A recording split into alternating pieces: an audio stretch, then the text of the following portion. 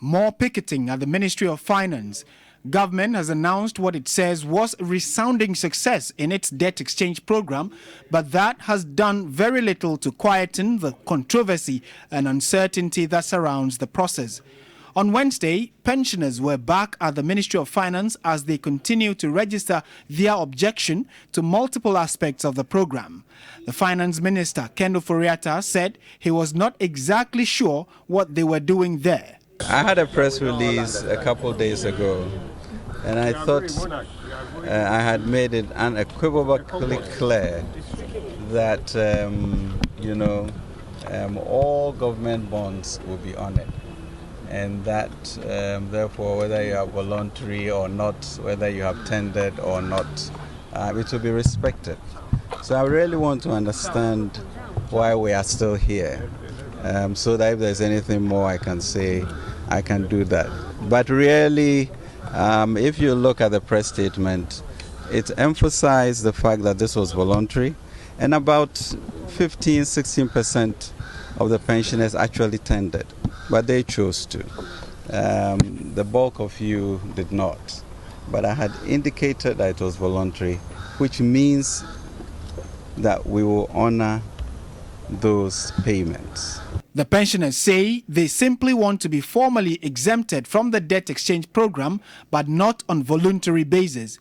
Dr. Edua Nanientri is the convener of the Pensioner Bondholders Forum. Some individuals have gone, including bondholders. That is fine. But we are just saying that for the wider bondholders, pensioners who are still holding on their bonds, and by default has become self-exempted people. That is not what we were bargaining for. We want issuer exemption, and so they should let us have that. I said to the minister, I don't know the difficulty the minister is facing using the word exemption for pensioners who are holding the bonds. And so he has promised he would confer with the president and say something that we think what we need to hear when he appears in Parliament. Finance Minister Kendo Foriata is due to appear in Parliament on Thursday on the domestic debt exchange program. The pensioners met the leadership of Parliament on Wednesday and say they want their concerns addressed through the legislature. Yesterday we met the majority leader in the same discussion we had.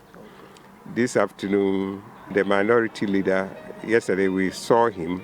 So I had a discussion with the minority leader, and then just after I have finished with the minority leader, we had planned to meet the speaker at 3. And so by that time, 3 other members joined me for us to go to have the meeting with the speaker. It took us some time because the speaker was not available at that time, but at least thankfully we got him finally, and we just finished the meeting. Crust of it was that they are going to support our cause. Okay. You got that assurance from the speaker? Yes. Martin Asiedu Date, TV3 News, Accra.